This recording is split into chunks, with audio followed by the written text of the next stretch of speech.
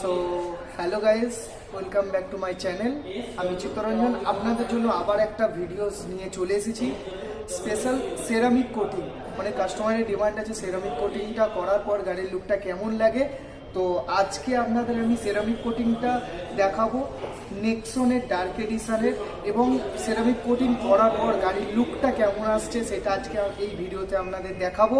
এবং ভিডিওটা দেখুন, লাইক করুন, শেয়ার করুন এবং সাবস্ক্রাইব করতে ভুলবেন না। Thank you so much.